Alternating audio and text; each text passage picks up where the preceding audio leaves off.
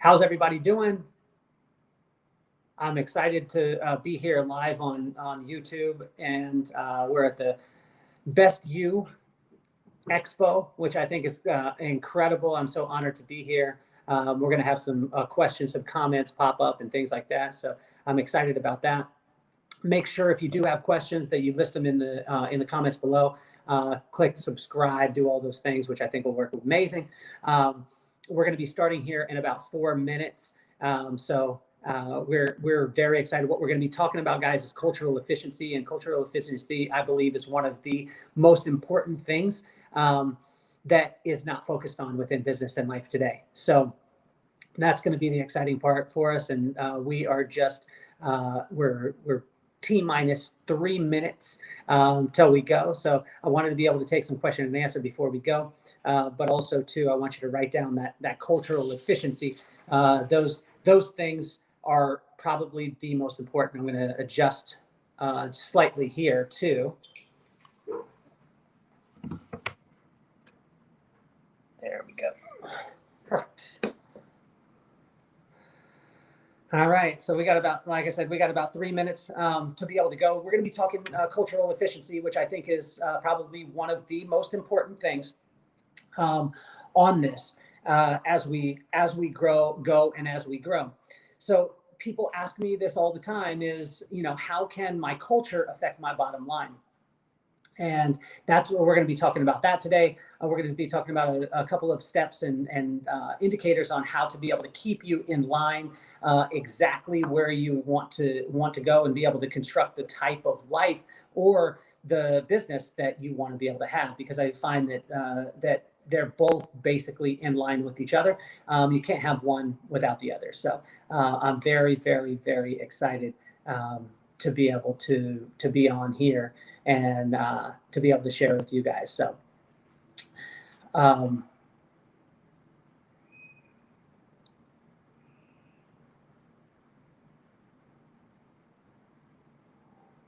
thank you so much for being here.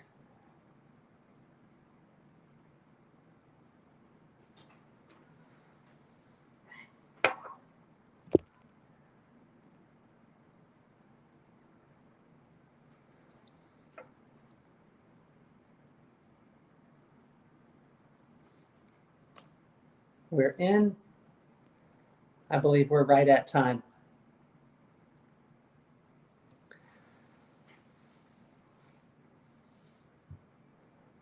Hop in the chat box too. Hop in the chat box as far as comment wise, anything like that, to make sure that you do that. We'll have question and answer also. But I want to thank you so much for being here. My name is Kelly Cardenas, and the reason why I wanted to share what I'm sharing now is because it hits so close to home for me. We have a company that has locations in Chicago, Las Vegas, and in Carlsbad, California. And we found that after about 4.5 years of putting these practices that we're going to talk about today into play, what we started to see is that our culture became a living, breathing organism that created an environment for us to be able to succeed and for growth. So we're going to be talking about cultural efficiency today, and I want to thank you all for joining me. So cultural efficiency is, again, something not as maybe popular or talked about, or even talked about, because most of the time people come to me and they say, they have a question about their business, they have a challenge within their business, and what I'm finding is most of the time they want to deal with the challenges, but they don't want to deal with the root of the challenge. So there's going to be 6 main that we're going to be talking about today, and they're going to be indicators to help you to realize how fast or how slow you're moving at a particular time. That will help you to understand and know your reaction time. So for me, probably one of the most important things is every time I saw a challenge, I could look back and figure out through these 6 indicators how I could put myself back on track. So again, the cultural efficiency part of it is we want to be able to have a culture that will be able to drop finances to the bottom line. not that be the main focus. The main focus is being able to help people. The main focus is being able to lock into exactly why you're doing what you're doing. But ultimately, in the event that I have a phenomenal culture and that culture at the end of the day is not helping my business to be more viable, that's when people have challenges. So when I've talked culture in the past with people, they've had challenges because they think that, oh, it's a kumbaya situation, or it's a, hey, I'm going to hug my neighbor, or, I'm going to hug the person that I work with, but we're not going to get a bunch done. That's what I want to address today, because there's not one thing in business that I've seen that hasn't come from culture. And the great thing is when we have the ability to be able to grow or to step into culture, then we have the tendency to push to a completely other level. So let me get out of here. Got it. So when I'm dealing with companies, and just a little bit of background on myself, 14 years ago, I lost my job, and I figured that I didn't have anything else to do, so I would make my own. And so I made my own. We started out on this journey. This was before social media. This was before we had any type of platform. And what I did is, we didn't have contact information. I didn't have an email list. I didn't have phone numbers. Didn't have any of those things. But what I did have was, in my heart, I knew what I wanted to be able to create. I wanted to create a situation where whatever environment we walked into, that we made it better and we left it better than the way that we came in. So that's what we're going to be able to talk about today. And that's going to be the thing that I want you to write down, is cultural efficiency. Cultural efficiency is so very important and vital in all of today's businesses, but also we're going to talk about that in your relationships. We're going to talk about that in your marriage. We're going to talk about in all of those, because they're all encompassing. And for anybody who tells me that I'm phenomenal at business, but my family life suffers, I want you to understand that your business at one point will suffer also, because of your suffering relationships. So we want to make sure, the first thing that I'm going to have you write down is that I'm going to introduce my business to my family and my relationships. And I'm going to introduce my relationships to my business. Once this happens, a synergy starts to unveil itself, because then what we start to look at is, when we make decisions culturally in business, they've got to be in line with our core principles that we are as a person. If not, there is going to be some division. There's going to be some breakdown, and people are going to have the tendency to wonder why you're doing what you're doing. So let's jump right into this. The first one on this, guys, that I want you to write down is the culture. So we talked about cultural efficiency. So we're going to break that word down. Culture is nothing more than a suitable environment for growth, for sustainable growth, a suitable environment for sustainable growth. That's what a culture is. And when you have a suitable environment for sustainable growth, you then can continue to grow as you go, as opposed to just having an incubator that's going to do it for a certain amount of time.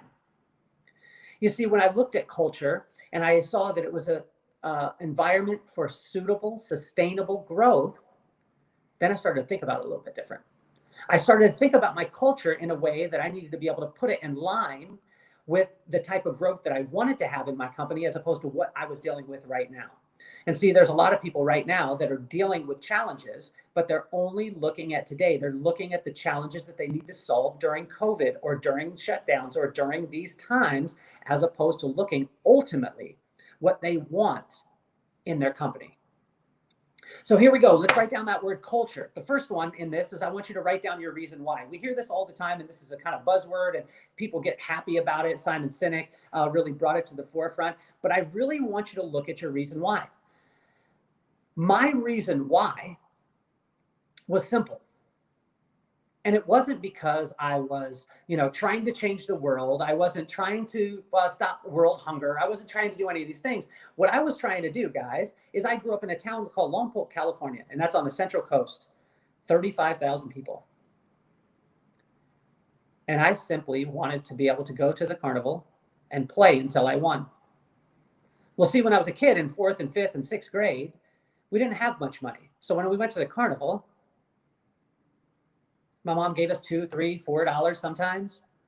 And my brother saved some of the money, bought some maybe went and bought some food, had a good time, but I went straight to the games. And any of you who have ever been to a carnival, you know that there is no way for you ever to win a game with $4. Because at the carnival, they say that the games are rigged. Well, I think they're rigged for the people who don't have enough chances. I believe that life is rigged for the person who doesn't give themselves enough chances. So I want you to write that down as we go. So my reason why was simply with my business, with my life, with my career, my reason why always goes back to the fact of being able to have enough money to go to the carnival and play until I win. Well, you can imagine in 4th and 5th grade with $4, I was challenged because I would try the game, and the game was what most people called rigged, or it was in their favor. Well, why shouldn't it be in their favor? It was their business. They don't want to just give away the world. But it was my job to be able to figure out how to be able to go to the next level and figure out how I could go to a carnival and figure out how to be able to win. So what I would do is I would go every year and I would find a new game, cover the spot, play the basketball game, lift the bottle with a little ring. And when I did that, I would go home and I would build a replica exactly of what it was at the carnival. And then I would practice for a year and I would come back. But what I learned through this process, guys, is the people who win give themselves an opportunity to try again. Now, in this case, I thought of it very short-sighted as far as money. So when I wanted to be successful in my life, I thought I just need to have money. Well, I realized that it was a lot more as I went, and I realized that it was just opportunities to be able to mess up. Give me an opportunity to mess up, and the second time when I do it, then I get a chance to be better at it. Let me go back to the first question. What's your reason why? What's your reason why you started in the business in the first place? If it was simply to make money or you thought that it was the right thing to do, I could tell you that at some point that's not going to be strong enough. If you became a doctor or a lawyer because your parents thought that that was right, at some point, maybe 10, 12, 13, 14, 20 years into it, 30 years into it, you're going to turn around and look at it and say, the reason why has to be strong. And when the reason why is strong enough, it carries you through so many crazy things. You see, very early on, foundationally, what I want you to write down is that I was told from a very, very early age, and I want to tell each and every one of you, if you weren't told this by your parents, that I was perfectly, wonderfully made. My parents told me I was perfectly, wonderfully made and that they loved me more than anything in this world every single day and told me I was perfect and I could accomplish anything. Now, with that foundation, I could go to the carnival and what most people called is failed or lose money, and I could say, it was just an opportunity because of where my base and my foundation was. So before we even get into why, what I want to ask you is, where's your foundation? What do you see in life? And based off of what you see or your vision or what you're perceiving, it's based off your perception or your perspective. And your perspective is based off your vantage point. So your vantage point in life is based off of your experiences, all the things that have happened to you in your life, the things that all that you've gone through. And if you haven't been told that you're perfectly wonderfully made, I can tell you this, sit in that long enough until you get that point. Because if you try and build a culture and you don't know how awesome you are as a person, that culture will crumble based off of that foundation. So that first one, as far as why, ask your reason why, and then break it down to the lowest common denominator. My son does this all the time. Why, Dad? Why, Dad? Why, Dad? My daughter does it. Why? The sky is blue. Why? Because it's blue. Why? And as a parent, a lot of times I want to say just because. Well, if you're a just because person in your business or in your relationship, and you can't let people know why you started in the first place, you're going to run into challenges. So I would suggest tapping into that reason why, understanding it, writing it down, and break it down to the lowest common denominator. The only reason why I wanted to create a company was because I wanted to be able to go to the carnival and spend and play until I won the animal. And today, every time I go to a carnival, my wife is mad because I play until I win. But we have built a multi-million-dollar national company and helped other companies to be able to do this based off of the fact that I want to go to the carnival and win the animal. What's your reason why? Your reason why doesn't have to change the world. All it does has to do is be the signature to you.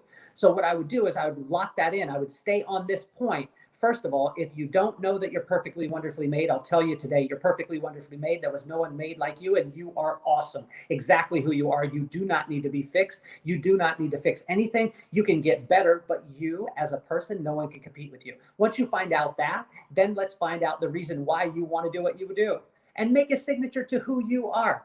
My second question is, what is your story? Your story's got to be compelling, guys. I said that I got released from my job 14 years ago. So on my journey, I was telling every single person, they said, why did you start your own company? I said, because I got fired from my last one. And they said, oh man, are you sad? I said, no, it was an opportunity. And as an opportunity, what I want you to understand is when I look at a challenge and I see it as an opportunity, I no longer think, woe's me.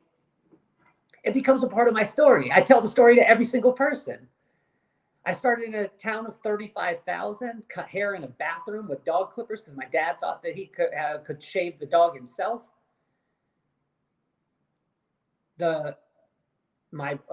tried it one time. The dog ran away. My brother ended up turning the clippers on me. He laughed. My oldest brother laughed while I took the haircut. The one that did the haircut ended up being a lawyer. The one that was laughing in the background ended up being a doctor. And for me, I went into the professional beauty industry.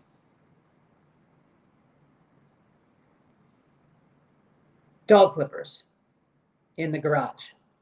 My first haircut that I ever did was in a double wide mobile home in the bathroom. That turned into a multi-million-dollar national brand. But people were engaged with the story along the way, and I would tell the story to every single person possible. Hey, you want to hear this? You want to hear that? And I wasn't bragging about myself. I wasn't telling these things. I was telling the stories of what was happening. We created a culture where we could take a minimum wage worker from $5 an hour and turn them into a six-figure earner within 3 years. This was a part of the story, but we had to tell the story. Your story's got to be compelling. Ask yourself, is your story compelling? Would it be something that people want to watch over and over and over again? There's cult movies that I see all the time. And these cult movies, one of which we just watched the other night with my dad. We watched Friday, and it was so hilarious. We had such a great time watching this with my father. Although I was cringing at first, but I knew almost every word to the whole entire movie because I watched it over and over again because it was a compelling story and it was timeless. 25 years later, I watch it again and I still enjoy it. Is your story like that? If not, stop right now and ask yourself, are you the leading role in your own movie? Some of us are a supporting role in our movie. Some of us are an extra in our movie. Some of us haven't even stepped into the camera in our movie. It's got to be compelling. And it doesn't have to be compelling in the sense of comparing it to somebody else, but it has to be compelling in the fact that your story will draw people in and they'll want to be a part of what it is that you're doing. So for me, going back to the reason why I wanted to win circus or carnival animals, and now I'm building kids coming out of beauty school that were high school graduates making $5 an hour and turn them into a six-figure earner on a 4-day work week. And now what they can do is contribute to the community. They can give back. They can be a part of charities. They can do things and affect people's lives in such an amazing way. And see, every single guest that sat in the chairs of these salons wanted to be a part of that story. So I ask you again, what is your story? The next one is, what's your definition of success? See, your definition of success can be completely different than my definition of success. I had one woman, I asked her one time, I said, hey, what's your definition of success? And she said, working 7 days a week, 12 hours a day. And I said, I don't want to be successful in your thought process. Because in her organization, I wouldn't be successful unless I worked 7 days a week. So you're in your culture to understand the reason why, to be able to develop the story and be a part of that and be an integral part of that story and tell it all the time. Then we've got to go to your definition of success. In your culture, what's the definition of success? See, in our company, the definition of success is working the absolute least amount that you possibly can, creating the highest return, and making sure that every single person that leaves feels sexier when they leave than when they came in. Now, some people are saying, well, you don't want people to work hard. No, I want them to work hard, but I want them to work smart hard. You see, this is about efficiency, because I want that person to come in and work 6 hours a day and work 6, 7 hours a day. And then, you know what, be as efficient with their time as possible and go spend time with their family based off the proceeds of how hard and smart they worked to make sure that their family unit is taken care of, to be able to go on vacations, to be able to spend time with their family. So when they come back to work, they're refreshed and they can give such a high level of service to every single person that's sitting in the chair. Everybody wins. And now every guest that sits down in the chair is locked in on the fact that if I invest with this individual, that individual is going to have a better life. That better life is going to turn into better experiences. Those better experiences are going to turn into better service for me. What's your definition of success? It doesn't have to be exactly the same as mine. You see, mine is that way. I want to be able to build a phenomenal people that happen to do hair. And that's what my company has been about. But I don't even think about myself as a salon owner. I think of myself as a culture builder who happens to own salons. So my first and foremost is to build cultures and help companies. And we've used this model not only in salons, but I help dentist offices, I help real estate agencies, servant leadership institutes, Fortune 500 companies all over that use the same principles, because principles are principles no matter where they're at. The last one in this culture is, what's your threshold for your belief system? You see, we could say that our belief system is so amazing, but think about COVID. COVID did not build anyone's character. All it did was expose it. All it did was expose it. It exposed the character that was there. If you were freaked out and your business was in shambles, well, COVID brought that out. In the event that you had a strong culture, that you had a phenomenal environment, COVID brought that to the forefront.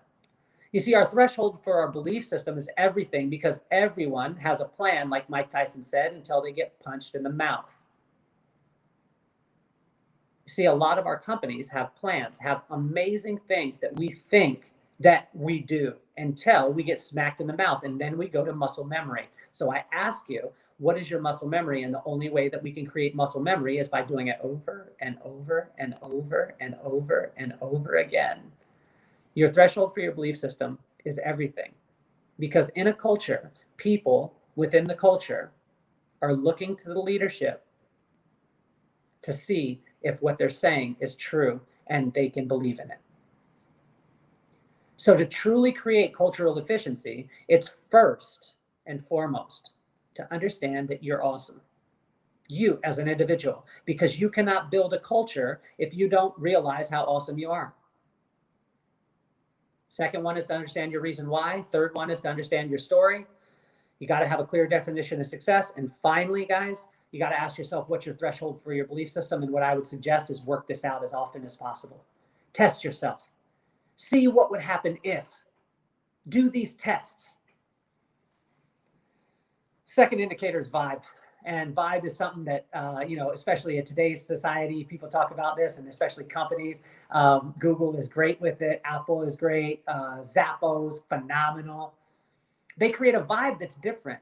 They put ping pong tables or gyms or have treadmills or all these different things on their locations. Well, I want to let you know that if you're not an Apple, if you're not a Google, if you're not a Disney, you still can create an amazing vibe by not spending that much money on your company. You could be a company of 500 employees, and you don't have to build out 17,000 square foot just for people to play pickleball or play dodgeball or have beanbags everywhere. You can do this simply by a couple of little adjustments, but vibe is everything.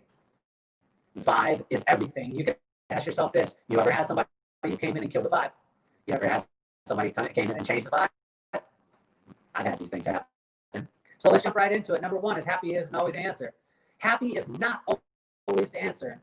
Joy is. I had one girl caught up on this for a while. She worked with our company. She started off at minimum wage, guys, minimum wage. Within a year and a half, she was in six figures.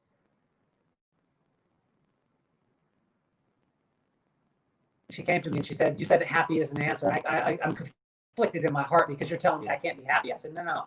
Happy is not always the answer because happy is linked to circumstance. I said joy is the answer because joy is a mindset. A mindset is built off conditioning, and conditioning simply comes by controlling nouns, people, places, things, and ideas in your organization. You see, in any company that I come in and speak with and consult with, I'm looking to create joy, not happiness. Happiness is, yay, I got the raise. Oh, I'm sad because I didn't get the raise. Yay, we got the contract. Oh, no, we didn't get the contract. Joy says, I got the contract. Awesome. We didn't get the contract.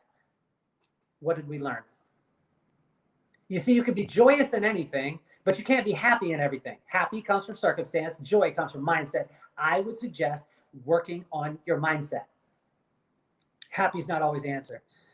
Next one is how do you want to be viewed internally and externally? How do you want to be viewed internally and externally as a company? Number one, internally, how do you want your people to look at you as a company? Someone working in your company, how do you want that person to look at your company? Because there's a lot of people who say, oh, kumbaya, this is who we are as a company. And their employees are saying, no, you ain't, because I work in it every single day.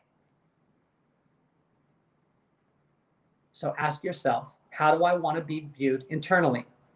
When I started our company, and when I work with companies all throughout the country and all around the world, in China, in Germany, even though they speak a different language, it's exactly the same. I ask them first, how do you want to be viewed internally? And they say, we want to be viewed as having integrity. Okay, cool. So we're going to set that up. We're going to set structures in place that will make that happen. You see, I want to help you to understand this, is the way that you're viewed internally will be exactly the way that your customer views you externally. Meaning, if the relationships inside the company are off, if the relationships are not real, the guest and the consumer of the product will find out at some point. So you might as well spend the time on the real relationships that need to happen, which is the ones inside the business. I had people tell me for years and years, how do I market? How do I market? What do I need to do? How do I take it to market? I said, before we take it to market, guys, we've got to make sure that the foundation is solid. And where that will come from is the relationships within. People told me for years, you can't be friends with the people you work with. I can tell you this, if you don't have real relationships inside your company, your customer service will not be there. And it won't be at the level that you can. You see, we've never, not one time, in our multi-million-dollar national brand, one time ever focused on customer service. All we focus on is the people's relationships inside the company with each other, and the byproduct of that is customer service. So the next one as we move on is how can you manipulate vibe in your environment? How can you do this without charging or costing your company hand over fist? Because whenever I say this, they're like, well, if I was Google, if I was this, if I was that, I would have all this money and I could change everything. Well, I'm not saying change everything. I'm just saying sometimes change the music. Allow somebody to choose the music for the day. So as they choose the music for the day, what can happen is it's their music. They're so excited. It could be something as simple as that. It could be something as simple as the leader of the company getting there first. We call it the parking lot crew. Get there before anyone does, open the door, and clap people in. Can you imagine if your boss clapped you into your office, what it would do for your vibe? That would be a completely change in your behavior. We need to look at little things that can manipulate the vibe within your culture. Sometimes it's music. What we do is we do a thing called a powwow. Every morning, we get our company together, and I do this with small companies of 10, and I do this with hundreds and thousands. But I have them come together in the morning. What do you want to accomplish? What can we celebrate from yesterday? What's a little quote of the day that you become the boss? A different person is the boss, and they get to lead that charge every single day. How could that change the vibe, and how could that manipulate the vibe in your environment? And the last one here, guys, is systems-based success. Systems-based success is everything. Some people say, how you said it's a vibe. How can I use a system to make it happen? Well, I could tell you, I just said it. A powwow. I start off in the morning and I say, what did we do great yesterday? What do we want to do today? What's our emphasis? What are some things that we could do better? What are the things that you looked at yesterday that could do better? And let me celebrate people individually. Let me pick them out individually in front of a group and shout them out publicly. What would that do for your organization?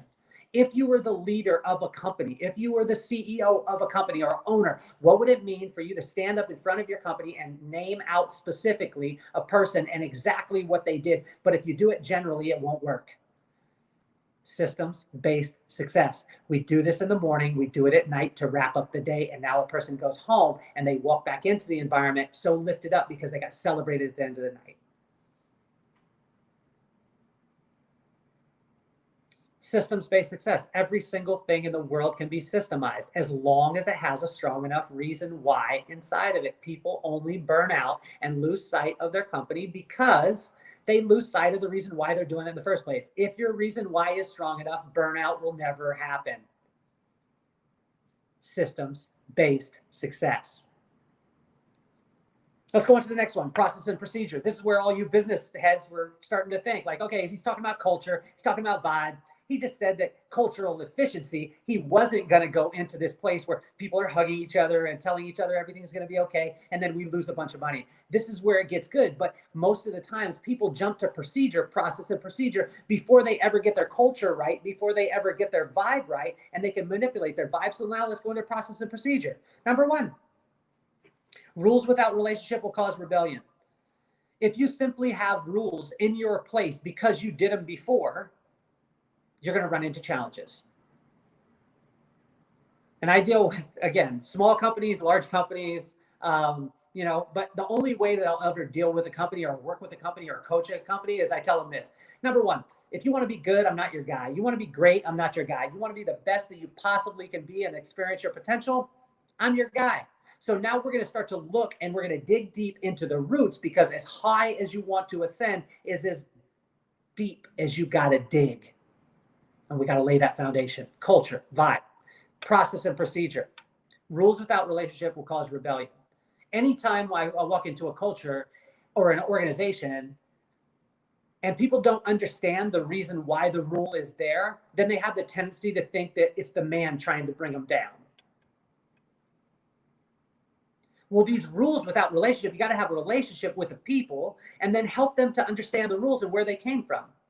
Zig Ziglar said it best when he talked about the man saying to the wife, like, she's about to put the pot roast in the oven, goes to cut off both sides of the pot roast. He says, wait, stop. Why are you doing that? She said, because my mom did it. She said, and then he said, call your mama. Call the mom. Her mom did it. They finally got to the great-great-grandmother, asked, why'd you cut off both sides of the pot roast before you put it in the oven? She said, that was simple because the oven was so small in my day. But for generations upon generations upon generations, they have been cutting off perfectly good pot roast because someone else had done it before. Rules without relationship will cause rebellion. Be conscious of this in your organizations and in your relationships. Next one is lack of vision will destroy hope. Lack of clear vision will destroy hope. You see, hope is something that I protect at all costs in any organization, because once person loses hope, all bets are off. So what I would suggest that you do is I would protect hope at all costs. And this means that you fix things as quick as supernaturally possible, not humanly possible, supernatural. This could be a light bulb in your place. If a light bulb stays broken, I've failed at this in my own company. I've had a light bulb out and I left it out for 2 weeks or 3 weeks and I didn't fix it. And a person started to think, wow, I'm doing all this hard work. We're saying all this about integrity and you didn't fix the light bulb. It's those little tiny things that destroy hope. Watch it very, very, very closely and make sure that you protect hope at all costs. Next thing is resting places. Resting places in every place can be amazing. What I would suggest is find out and look at your company and look at your organization and see exactly where you would want it to be, the perfect situation. Maybe now, on a weekend or throughout the week, find out exactly how you would want the place to look. Not only look physically, but look mentally, look spiritually, look in the people's heart. And then I would list those things out. I would make them visual and I would list them out and I'd place them everywhere. And then that way people know what the ultimate looks like. These are very simple things. I mean, even our coffee bar. Sometimes an organization's break room is a place where people lose hope because the coffee bar doesn't look great because the coffee cups are nasty. And you say, really, a multi-million-dollar company could go down because of the way that the break room looked? Yes, it can. Because it's the details. People are looking for things that are real. Look at those resting places. The next one goes without saying, but it's just, guys, it's not what we do. It's why we do them. So when I told you I wanted people to work less and make more money, it wasn't because we were trying to steal people's money. It was because I wanted people to have a better quality of life, be rested more, spend more time with their family. So then that way, when they were a service provider, that person who was receiving the service got it from a person who was complete.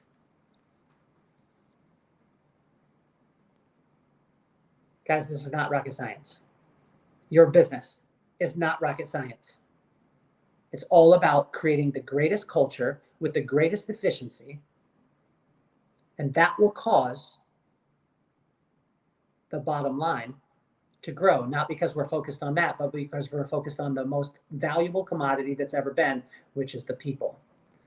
If you build the people will build the business. The last one in this is that procedures, guys, are nothing more than a list of your screw-ups. Write this down.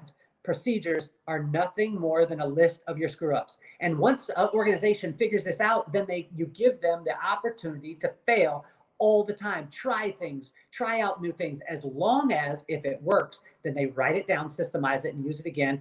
Or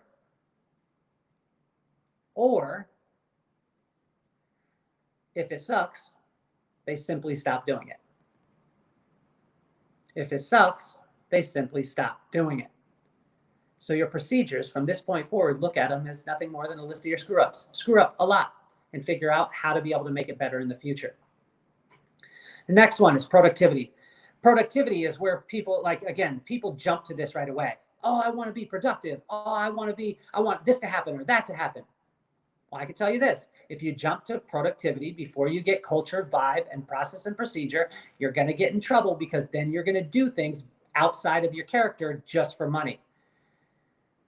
In the event that you do something that you don't believe in just for the money, then that is called prostitution.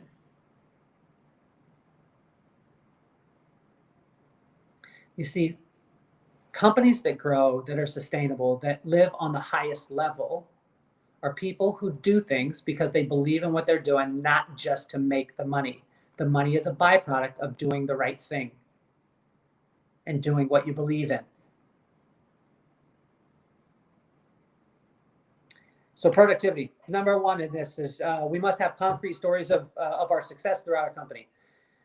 Success is not just about the money. Sometimes it's about, someone gave back. They did this, they had this story, but it's got to be specific. We got to have concrete stories of this throughout our whole entire company. I think of it like one person in our organization. She started off, and I can't remember how many meds that she was on to be able to function in her day. Well, what she found was by having purpose in her work, she actually today doesn't take any of them.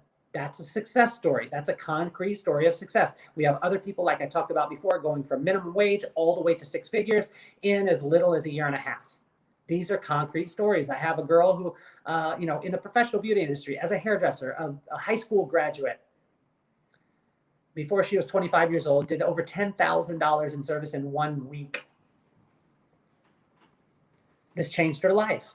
But we have concrete stories of success in your company, and you got to make sure that you do that and you list out your best days and your best weeks, and not just about the finances, because if you only focus on the finances, that will grow, but other things will start to falter. We think of it in a 4-part series. Number 1, personal. Number 2, professional. Number 3, spiritual. Number 4, So personal, professional, spiritual, and financial.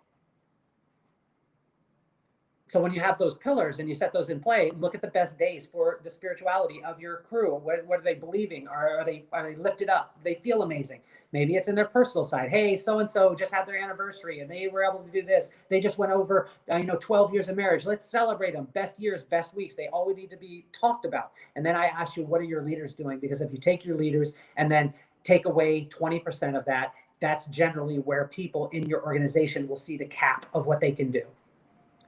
So you got to have your leaders jumping out there, doing things, trying things, because that is going to create that little invisible ceiling for people. Now, a great leader stands behind his people and says everything's open, but guys, you got to understand that people are looking at the leadership to see what is possible. If we look at this expo, we look at Bernardo, and we think what is possible to have this many speakers come together on a digital platform. What is possible? What are your leaders doing? And then I would suggest is look at your systems and ask, have your leaders been maximized by the systems that are put in place? Do the leaders have freedom to be able to make mistakes, to be able to alter as they go? Or do they have that cap also? So make sure that your systems maximize the type of growth that you're looking at. And then the last one in this is, are your systems designed for what high performance? When I work with a company, I want to be able to get as much as I possibly can out of the personal, professional, spiritual, and financial aspects of the whole business. And I want to have high performance. Some people say, you know what, medium performance is okay. Well, if you set that standard, make sure that your systems are in line for medium performance. That's okay. Or low performance or high performance. But make sure that you're checking these, because you can't put systems in play for low performance and expect people to exceed that.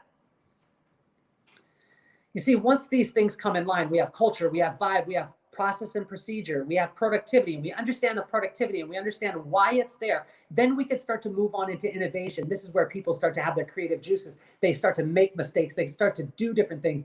And we started in a salon in the professional beauty industry, but we didn't think about it like a salon, a mom and pop shop. We thought about it as an organization, a multi-million-dollar national brand.